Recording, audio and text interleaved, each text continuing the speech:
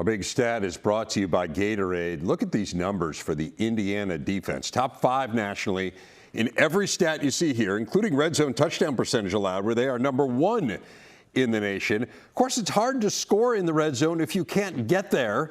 How about this? In 6 games, opponents have only entered IU's red zone 6 times, fewest in all of FBS. And pleased to be joined now by Fox Sports lead game analyst Joel Klatt as we break down the world of Big Ten football. And Joel, let's start with what I think is inarguably the biggest story coming out of last weekend. That's Indiana going on the road, getting its first ever top 5 road win in program history, knocking off Oregon. What do you see? Like, I look at Indiana and I see a team that I believe could be a national champion. Do you see them the same way? 100%. 100%. And that's why, you know, this win, as big as it was, I don't even think has been framed properly throughout the country. I think there's still this element, Rev, of like, oh, you know, yeah, that's a legit team. No. See, if anybody else went and did that to that Oregon team and went into Autzen Stadium where they've won, what, 41 of their last 42 or something along those lines, and then they physically beat them up, and the score was actually not indicative of the game that we watched, everyone would immediately crown, you know, Ohio State. Or if Michigan did that, oh, that's they're the national champion. They're the number 1 team in the country.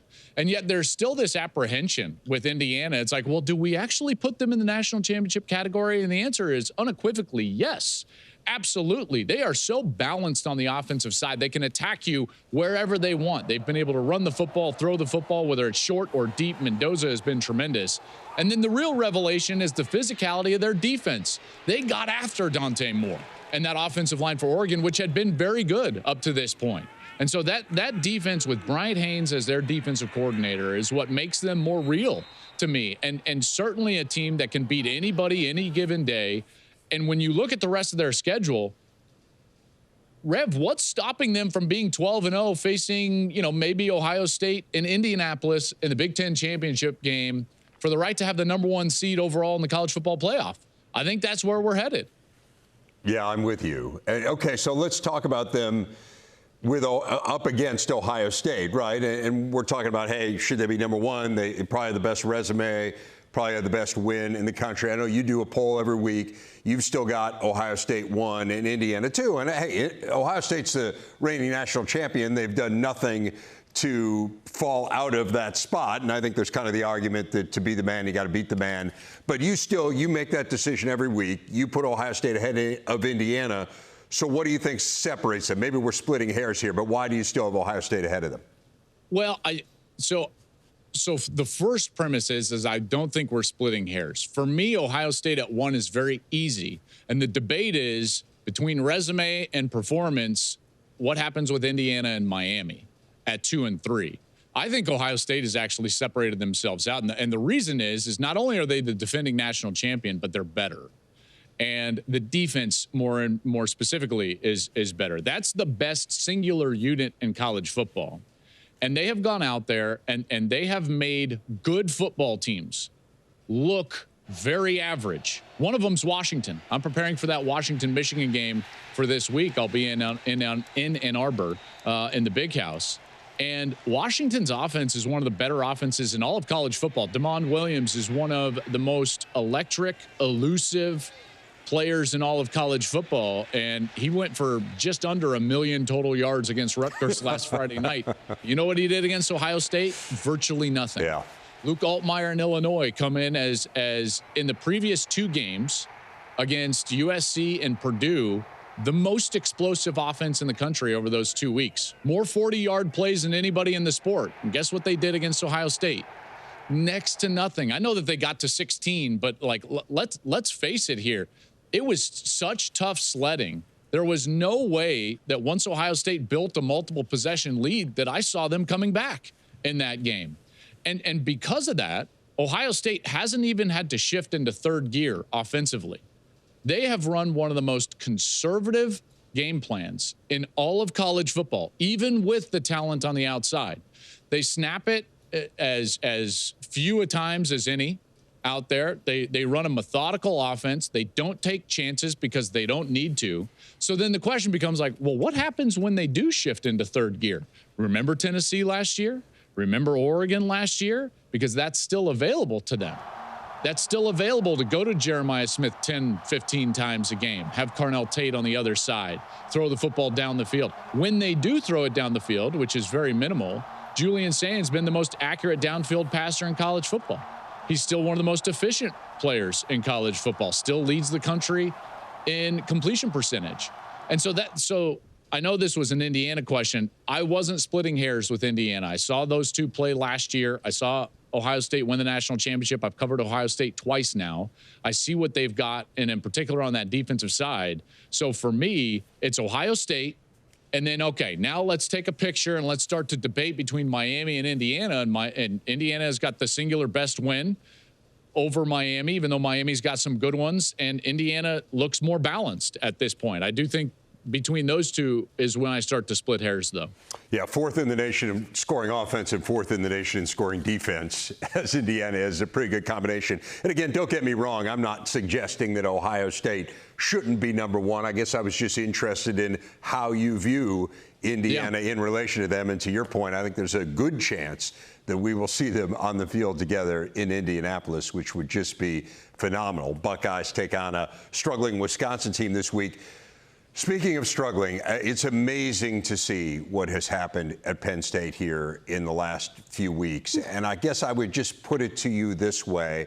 How do you think this went so wrong? Like, what happened here to get us from where we were in overtime against Oregon to fired 2 weeks later after losing to UCLA and Northwestern?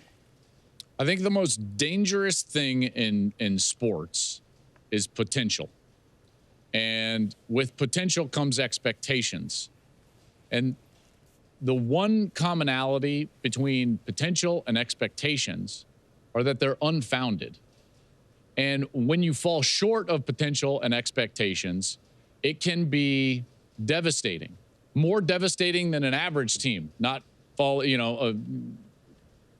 coming up to their potential or expectations. And so when you think about what we thought of this Penn State team coming back, the blueprint that we saw Michigan have and Ohio State have with veteran players spurning the NFL, coming back for this run to make it to and win the national championship, that's the expectation that we had for Penn State. And so even when, the loss to Oregon was painful, yes, I think what it did is that it popped the balloon. And then all of a sudden the loss to Oregon started to snowball, and it ended up getting them beat twice.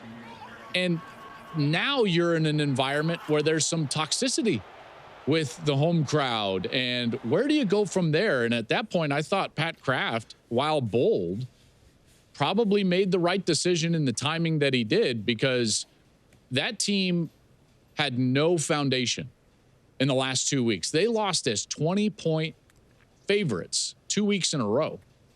There's no reason UCLA should beat Penn State. There's no reason Northwestern should beat Penn State. And so something was amiss, something was wrong, the foundation was cracked. And I think part of it is the lofty potential and lofty expectations. When those are not reached, that fall is heavy and it can be hard, and they did not deal with it well. We've seen teams, for instance, like Ohio State lose to Oregon last year on the road in what was an emotional game, but they got better off of that, not worse. And for Penn State, it went the opposite direction. I've never seen anything like it. Never in my life. It was, 15 days from the moment that they had the ball with a chance to win in overtime over Oregon to the fact that James Franklin is walking out of the building. That is as dramatic and quick a fall from grace as I have seen in my time covering this sport. And now the charge for Pat Kraft, the athletic director, is to go take a big swing. I would make all the calls that would put you right back on top. I would call Nick Saban. I would call Dan Lanning and Marcus Freeman and Kurt Cignetti, and I would take the biggest swings possible throughout the country, because in his mind, he's got to view this job. And by the way, I kind of view this job this way as well, as where Georgia was with Mark Richt, not reaching expectations, and maybe there was a cap on what they did at the top end, but we knew this was a really good program, and they had achieved a lot, but just not the highest amount of achievement. And who's going to be the guy that comes in and takes that cap off of the program and gets them to the next level? And I think that's what Pat Kraft has to identify, and he's got to go out and ultimately choose. Well, the mission is clear. I mean, it couldn't be more clearly delineated for you, because James Franklin was a couple plays away from playing in the national championship game last year. Didn't quite get there, but you made the national semifinals. So clearly the goal is you got to figure out a way to win the national championship there. They're out of college football playoff contention now. Obviously, Penn State is. You have Ohio State and Indiana, who we discussed. Oregon is obviously still very much on a path to be a playoff team. In your mind, who's the next team in the Big Ten that we should be talking about as filling that spot that I think a lot of people thought Penn State would fill? So I think this weekend is actually the most important weekend that we've had in Big Ten football thus far for exactly what you're talking about. Obviously, it's great to figure out what's going on the top end, but let's face it, like, we both believe, and I mean, I would be shocked if Indiana and Oregon are not both in the playoffs. So the question becomes like, well, okay, who is the fourth team? I think that there are four teams that I'm looking at right now. It's Washington, it's Nebraska, it's USC, and it's Michigan. And Michigan does still have this outside shot. One, they've got Washington this week, so they can hurt one of those teams and put themselves on a path where they could potentially be a 9-2 football team facing Ohio State to end the year. If you're 9-2 and you were to beat the #1 undefeated Buckeyes the last week of the year, there's a good chance that Michigan would not only still be in the race, but then get themselves into the playoffs. So that's why I still include them.